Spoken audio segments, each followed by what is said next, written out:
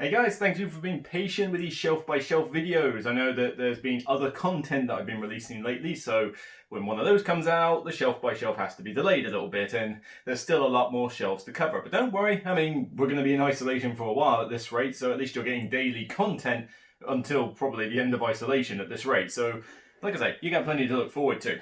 But now, we're finally in this room. So the main room that you've seen behind me all the time in videos, you've probably seen from about there to about there, easily enough. But then you've not necessarily seen the other two on the side, and then you've not necessarily seen the Fantasy Flight corner. So we're going to go through that one now.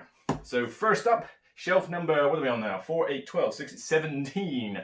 Shelf 17, and we're basically doing it in columns. So a few videos in a row, you're going to get the same publisher, because that's kind of how I've arranged them. Although not every column has the same publisher. I mean, Fantasy Flight just happens to have a lot of games in my collection. But then, for example, if I get onto another publisher like Leveloot, for example, there's one shelf. So, you know, it's one shelf, one publisher. But here we go. Big ton here. Cosmic Encounter, and this is a heavy box. Yes, this is huge. In fact, actually, let's move those out of the way. Let's move them out of the way so we can focus on one. Cosmic Encounter. Whew, yes. Tom Vassal's technically was his favourite game. Now it's like his second, but still a good favourite of mine. This is the 42nd Weird Anniversary version, and it's basically just got some upgraded components. But all in all, I've got quite a lot of expansions in here. I've got an insert. This thing is heavy. It won't even shut fully because there's a lot in it. But I love the negotiation part of this. Negotiation games are a big favourite with me anyway. And with this one, it's just crazy, zany negotiation with freaky alien powers. What more do you want? You know, every combination of aliens creates a fundamentally different dynamic. And that's not even before you get to the players themselves. And it's just straightforward. Flip the card, see who you're attacking. Who's allying with me? Who's allying with the defense? Resolute, flip the card, do stuff, cool.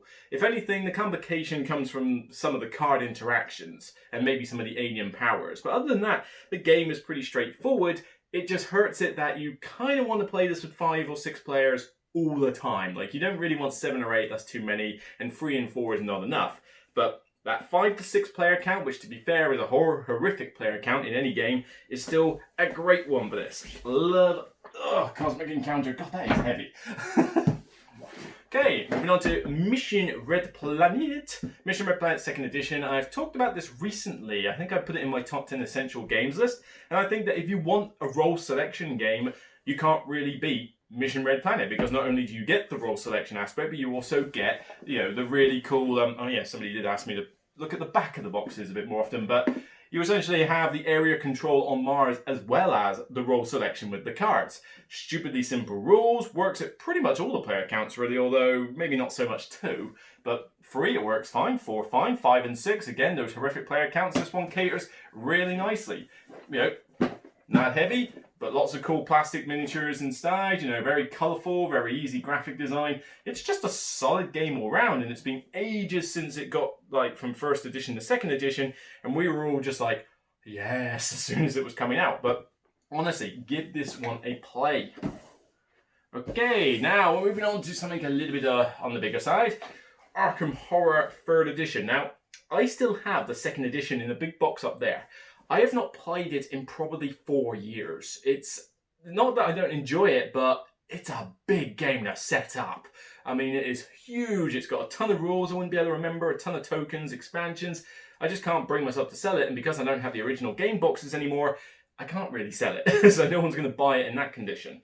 And at this rate, I'll probably never play it again unless I play it on, say, Tabletop Simulator. But this one gives me a more condensed version of Arkham Horror. So it still gives me that flavour of, here's my investigator, here's the scenario, here's the cityscape, go around the city, stop all this nasty stuff happening, smaller scale than, say, Eldritch Horror, which is in the crate as well.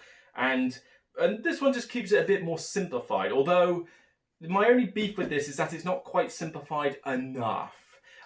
They can't seem to get the whole thing of putting this into a streamlined, condensed version of the game. This is definitely streamlined and condensed compared to Arkham Horror 2nd Edition, but that's not saying much. With this one, there's still a lot of rules to sort of consider, but there's also a long game still. You're still talking a good 3 hours plus to play this game.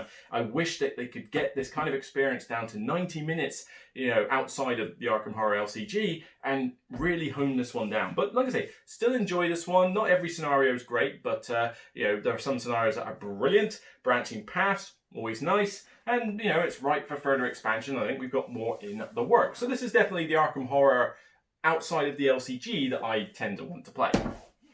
And then, yes, the replacement for Firefly. Sorry, Firefly, love the series, but the board game is too long, too lucky, and too random. This one, no Star Wars Outer Rim. Yes, it's got random elements in it. But this one, 2 hours, you've got the game done, unless you've got AP players. The Star Wars theme of the whole Outer Rim and Mandalorian and Star Wars Han Solo style thing, the bounty hunters, is represented very well. You can decide what type of hunter you want to be. Do you want to go pick up bounties? Do you want to go do missions? Do you want to favor the rebels or the Imperials, etc.? Which character do you want to be? What ship do you want to get? Are you actually going to be Han Solo and get the Falcon? Or are you going to decide that I want to fly something else? It's got a pretty good solo mode in it as well. And, all in all, oh yeah, speaking of which, if you want to see the back of the box, there you go. Back of the box for Arkham. I will try to remember to do it more often, guys, all right, I promise. But with this one, you got a bit of setup with the cards and, the landscape area. But it's a very just great thematic pick up and deliver game. And pick up deliver games are hard to do thematically sometimes anyway. There are some pretty boring and long ones out there. This one seems to be the pick of the bunch, for representing the theme well, for not being overly too long, but not being overly too complicated. The cards could use an expansion, which I'm sure Outer Rim will get at some stage, and a small box expansion just to beef up the card decks. But I still love it in this thing. If I'm going to play the Firefly style kind of game, pick up and deliver, this is the first one that I would suggest and pull out. No questions asked. Right, shelf 17. There's a lot of shelves to go through. Well, like I say, hope you're enjoying the daily content, and I'll see you on the next video. Take care.